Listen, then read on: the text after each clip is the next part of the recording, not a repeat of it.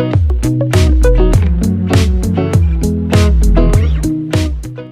guys, what's up? Welcome back to the channel. So in today's video, we're going to be discussing 10 different ways that you can train yourself to become more self-disciplined.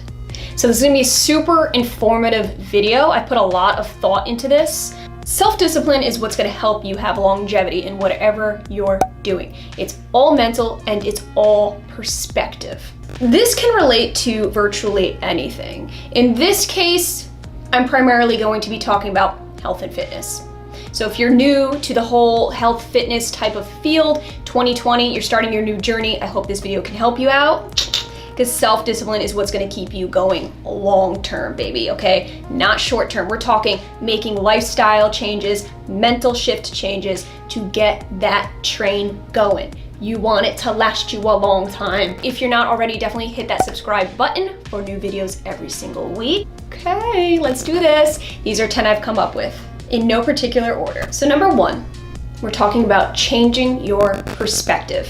I can't versus I don't. So an example would be, say you're at a friend's house and they offer you cake or pastries or something like that. Instead of just saying, I can't eat that, try saying, oh, I don't eat that, but thank you.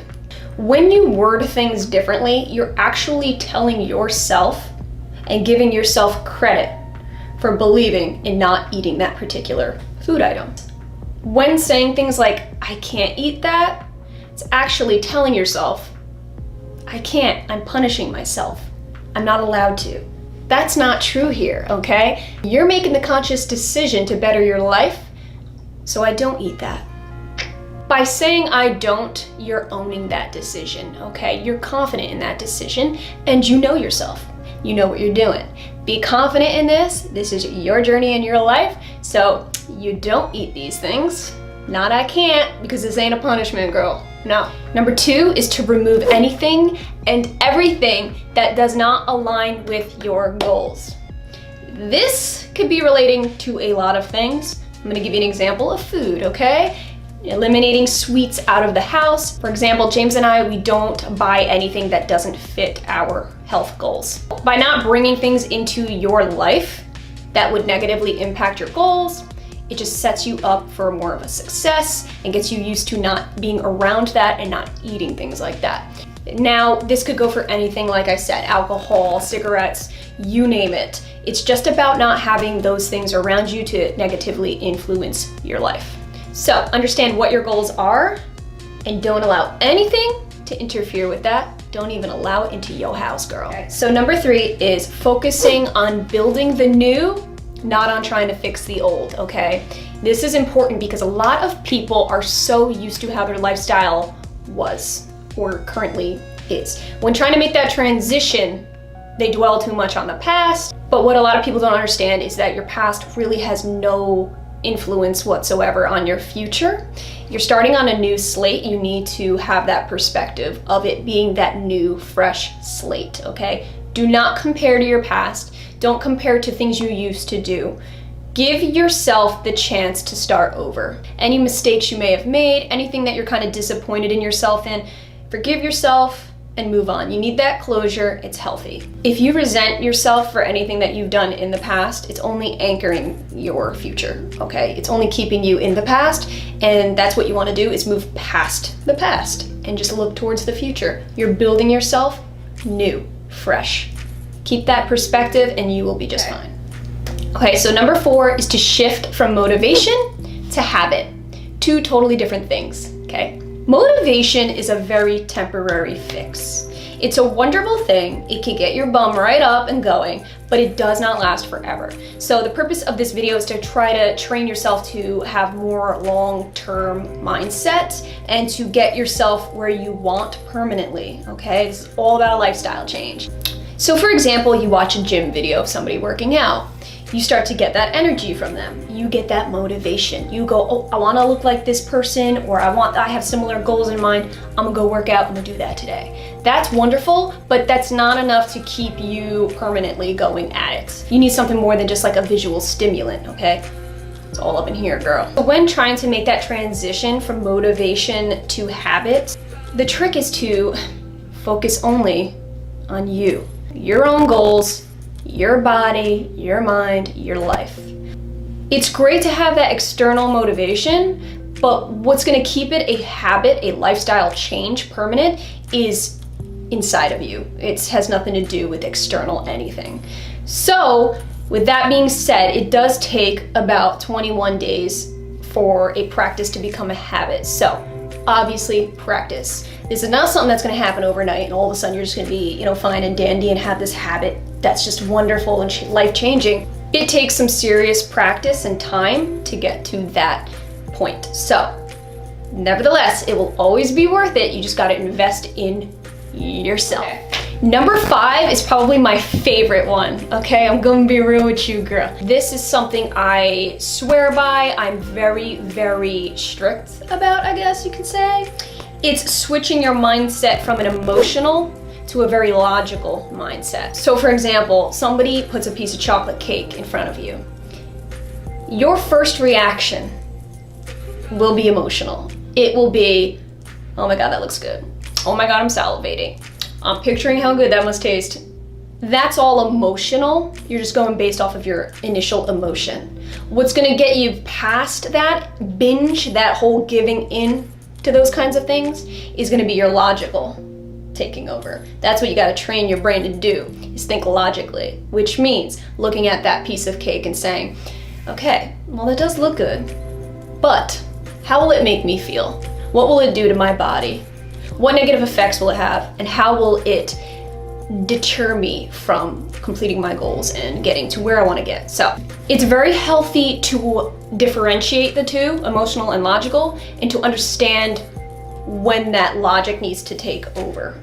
That is self-discipline in a nutshell. When thinking logically, for example, the cake, you're going to be understanding that you're eating for function and not taste. You gotta be really upfront and honest with yourself in these scenarios, okay? Recognize that emotional and recognize that you need to switch right over to that logic, because the logic is what's gonna get you where you need to go in life.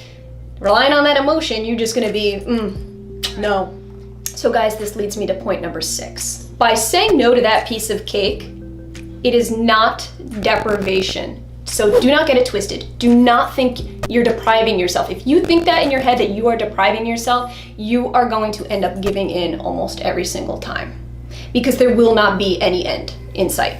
So you're not depriving yourself. Believe me, deprivation is only when you're not eating at all. That's starving yourself. That's depriving your body. So if anything, you're actually depriving yourself by eating the cake, because you're depriving yourself from nutrients that you could be getting in better foods. So number 7 is to challenge yourself throughout the week, intensely. So adding in intense challenges, whether it be nutritional or exercise. So for example, eating super clean a couple days out of the week, like super strictly, or exercising intensely those few days. This is what's gonna help mix up your routine enough to keep it from becoming monotonous and boring.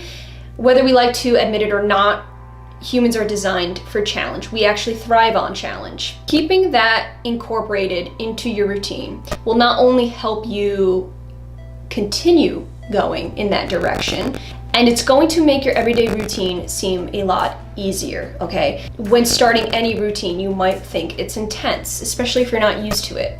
But adding in these super intense days, these high intensity days, will make the rest of your week, your normal, healthy maintenance, not seem like such a burden. In other words, you will kind of adapt to it a lot better. What used to be a heavy-duty challenge to you will become your new norm, okay? It's gonna gradually go like a chart, like you're eventually going to get to that level where something that used to be so difficult is now your norm. Okay, so tip number 8 is to not call it a diet. No such thing. I mean, there is, but it's just like quick fixes that never last. So instead of calling it a diet, just simply call it your nutritional standards. That's what I refer to it as. A diet is something that has an end line, okay? That eventually will come to an end. You don't want that. You want this to be an ongoing, permanent lifestyle change. I know that people overuse that term diet, and it's almost like the norm. It's just what we as a culture have evolved into just constantly saying. But don't be afraid to just stand outside of that, outside of the average, the norm. It's okay, you should be proud of being able to say this. You diet when there's events coming up, okay? You diet for a wedding or a vacation, just temporary little fixes. But what happens when those days are over? Nutritional standards are a guideline, a permanent guideline that you must meet every single day in your life. That's what makes it a standard, okay? Keeping that standard in mind as something that defines you in your lifestyle is what's gonna keep you believing in it, and it's what's gonna keep you from falling off, okay? This is all about permanent. Okay, number 9 is to think long-term versus short-term. So do not get it twisted. You should be thinking both, okay? You should have short-term goals, absolutely, because that's what's going to help you right here, right now, every day to slowly get to those long-term goals. Long-term meaning things like how you see yourself as you age, all right? Thinking long-term in that sense. Not thinking about how long it's gonna take you to drop X amount of weight. Get that out of your head. Don't think like that, all right? That's gonna discourage you. Think long-term as in 5-10 years from now, I will potentially be seeing doctors less. I will be feeling 10 times better. Things like that. Yeah, that's a long-term investing idea. But having long-term just by itself isn't good either, because like I said before, it can get very discouraging. You have to have your short-term goals. View long-term as like a ladder and short-term being as the rungs in the ladder. You can't have one without the other. So for me, long-term would be things like not having to go see a doctor when I'm middle to late age, okay? Avoiding doctors, that's my long-term goal. But short-term goal for me would be like eating clean, going to the gym and exercising every single day. These are short-term goals that inevitably turn into long-term. So gotta have both. Okay, last but not least, number 10 is just so freaking straightforward right here, right now, but this is how I'm gonna wrap it up. Giving yourself time.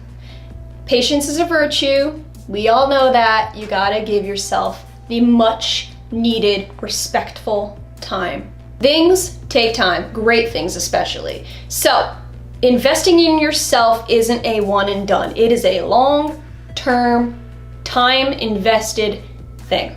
So once you learn pretty much how to change and shift your mindset, change your perspective on health, fitness, wellness, that is the beginning of changing your entire life. And the only thing that's gonna allow you to do that is time. Those were my 10 tips on how to become self-disciplined. You wanna chase that healthy lifestyle, it needs to be the stamp on the envelope. You need to put that stamp, you need to get self-disciplined. There's just no other way around it. Understand that it is not easy to become self-disciplined, okay? But if there's a will, there's a way. Remember that the body will not go where the mind does not allow it to go. Perspective and mental shifts are necessary. I know, guys, this was a pretty freaking serious video and I got real intense at some times. But it's because I'm very, very, very passionate about this topic. It isn't until you make these mental shifts where it's going to become an ingrained thing, a daily, everyday thing. So if you are up for that challenge, then maybe these tips can help you. I hope that this video did really help you guys. So comment down below if you like any of these key points. I appreciate you guys watching. And again, if you have not already subscribed, definitely do. New videos every single week. I'll see you in my next video.